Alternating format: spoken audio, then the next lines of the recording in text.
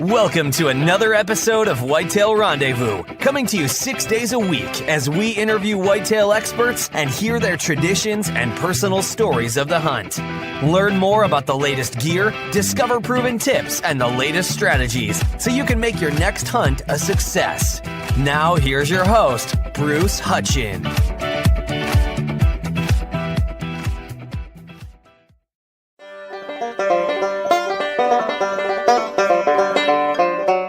Welcome to another episode of Whitetail Rendezvous. We're heading out to New York and we're going to talk with Chris Avena.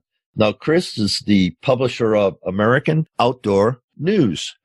Welcome to the show again, Chris. And you were on a couple months ago and now you got your first quarterly out. So let's jump right in and tell the people where they need to go to and what they're going to find when they get there. Bruce, thanks for having me on. Yeah, well, you could go to our website, AmericanOutdoorNews.com. and subscribe to the magazine. It's free, and it'll be delivered quarterly to your email. Or you can just go to our Facebook page, American Outdoor News, and you can subscribe there or just read the articles from the Facebook page. Now, why'd you start this, Chris? Well, I've been involved in the outdoor industry for a little while. I have a social network for hunters called See Me Hunt, and I was speaking with a friend of mine about buying a magazine. And they were just asking a crazy number for it. And I basically said, I don't need you. I could do this on my own. And, rather indignantly, he said, go ahead. And it was kind of a hold my beer moment. I basically said, okay. I found my software that worked for me and put together an amazing team of writers. And off we went. I launched one issue in 2017 going into SHOT Show. So I had something to speak to manufacturers about. And 2018 was our first full run. And we've been very fortunate with the feature stories and the interviews that we had. Last year, we had Donna Boddington, Lee and Tiffany, Jim Shockey, and Joe Mantegna on our 4 feature covers. This year, we just launched our first spring issue, Jana Walla on the cover. So we've been pretty fortunate with the people who have wanted to participate in the magazine. Larry Wizoon, God bless him. He writes in almost every issue for us. Gus Gangemi from Live the Wildlife TV. Jeff Fuller from Sporting Dogs TV. So I've been very fortunate with the people who've wanted to contribute to the magazine because the content is outstanding. That's great. And I think, in this day and age where you're fighting for space and for time, congratulations on getting the magazine that's up and running and that's being successful. I know my friend over at Proas, Kirsty Pike, is one of your advertisers. And if you go through the magazine, you're going to see name brand people that are highly recognizable. So well done. Well, I've been friends with Kirsty for a long time. Good people, always supported their product. And now she's there to support me. So, it's good to have friendships in the industry and I'm happy to have them aboard. How did you get started in hunting? That's kind of an interesting story. You think of New York, you don't think of hunting right away, but we do have some amazing hunting here in New York. I grew up, my dad was not an outdoorsman by any stretch of the imagination. It was my uncle who would always take me on camping trips with my cousins and we go hiking, and he really ingrained the outdoors in my DNA. And he was the one that took me on my first hunting trip, but it was really Teddy Roosevelt that inspired me to go hunting. We would go on field trips to Sagamore Hill growing up, his summer retreat, his Camp David, and I would see all his trophies on the wall, his African, his lions, Cape buffalo, all kinds of exotic animals. And as a kid, I'd say, wow, that's what I want to do when I get older. And sure enough, my uncle took me on my first hunting trip, and I've been doing it since my mid-teens. You think about that and the things that you've seen. What are some of the challenges to hunting today? Well, that's an interesting story. There's a lot of adversity, a lot of antis and the gun laws. There's so many things coming at us that is trying to inhibit our rights. I think the gun laws are a big factor in that. What can a hunter do to make hunting more, mainstream? Well, unity, for one, is a big help because there's so much interior strife. Who's a bow hunter? Who's a crossbow hunter? That's not hunting. I use a rifle. Who cares? To me, hunting is hunting. I'd hunt with a slingshot if I could.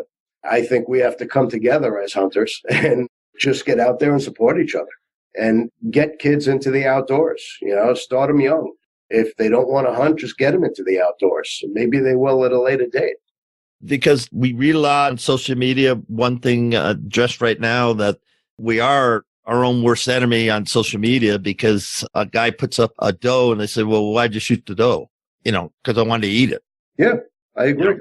That's why I put up, and you should say, hey, great, that's going to make great back straps, or you're going to have great hamburger throughout the year. Congrats to you, rather than all these snide remarks or otherwise. And I found talking to ladies in the industry even gets worse with ladies. They get out and they take an African game and they're ostracized. It's worse than that, actually. And I agree. And I actually spoke to Melissa Bachman about that. She's going to be in one of my upcoming issues. It don't fit the left's narrative. Their definition, the woman is, supposed to be feminine and supposed to be in the kitchen. And you know what? You can be an outdoorsman and be feminine and be a woman in the outdoors. And some of the women that I know are just as good as any guy I know out there. And we should be there to support them. They're good hunters. They're teachable.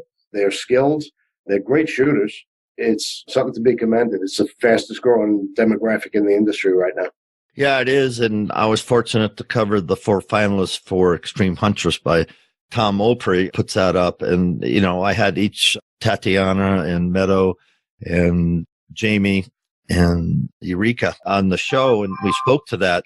And these ladies are very, very successful individuals in their own right outside of hunting. And then they've chosen hunting as their platform because they just love it. It takes them around the world and they're very good at it. And you have ladies like this, and you go, well, where's all this angst coming from? I just, it was hard to me to connect the dots. And I've fortunately never been in the crossfires of anybody, and I don't wish to be. I do this because I have a passion for the hunting tradition, being a hunter for 53 years. I think it would be a tough argument for anybody, anti or otherwise, to claim that a woman who hunts is not a feminine or a beautiful woman. I mean, look at the women that we have in the industry. We have Tiffany, we got Melissa, we got Jana. I mean, these are all beautiful women, and their skill far surpasses mine and many of the guys I know. Yeah, well said. Let's take a walk through your magazine. So somebody goes to your site, American Outdoor News, and looks at your magazine. What are they going to see? Well, it's a digital magazine. First thing you're going to see is, in this issue, you're going to see a fantastic cover of Janawala with a huge bear that she bagged last year, actually. And you'll be able to flip through it. You're going to see some articles written by some of the top names in the industry about Texas exotics. Let's just go through this issue, for instance. First thing you're going to see is some fantastic ads. Dallas Safari Club. We partnered with Dallas Safari Club this year. They're sending it out to all their membership as a benefit for being a member of Dallas Safari Club. You're going to have some articles about Texas exotics. I got a great follow-up interview with Chris Paranto. He talks about his show, his business, Battle Line Tactical, a new book he has coming out, as well as a new docuseries called War Heroes with Chris Paranto. There's different sections of the magazine. There's a social section, pictures of people, what they do in the off-season, different charities, fundraisers, Dallas Safari Club conventions and dinners and things of that nature. There's a trophy room. If you want to send in pictures of what you took that season, we're happy to showcase it for you. Just send it in with your name, where you got it, what it actually was, any stats you want on it. We'll post that in our trophy room. We recently just launched in this issue a 2A section, which talks about the Second Amendment. We all know what the broad brush definition of the Second Amendment is, but I believe that it means something significant to each and every one of us. For me, it means freedom and being able to protect myself and my family. My freedom of speech, my freedom of choice, my freedom of religion, all our basic rights. I feel that if we lose our Second Amendment right, our right to bear arms, all our other rights will fall like a house of cards, because that's what protects all of our rights. And we went out on the street and we got the regular Joe's opinion about what they feel it means to them, as well as some celebrity hunters and things of that nature. And it may evolve as the other issues come out. We might speak about reciprocity or suppressors or things of that nature. But it's always going to be, what does the Second Amendment mean to you? Yeah, the Second Amendment, folks, if you're not a member of NRA and a proponent of Second Amendment rights, you should be, just like I feel everybody in the hunting industry should be a member of QDMA. And because they do a great job for hunters on the scientific research end of it. And take a look at that. And they've done a lot of work for whitetail hunters. And like I said before, I firmly believe people should be a member of that. And with my upcoming Deer Hunting Institute, you'll have an opportunity to do that with QDMA. So having said that, and a shout out QDMA, you know, when you think about creating a magazine, where do you hope this thing goes? That's a good question. I only hope it grows in popularity. We have been growing with each issue, and I contribute that to the people involved and the freelance writers and people who have generously donated their time to send me articles. There's always something for everybody.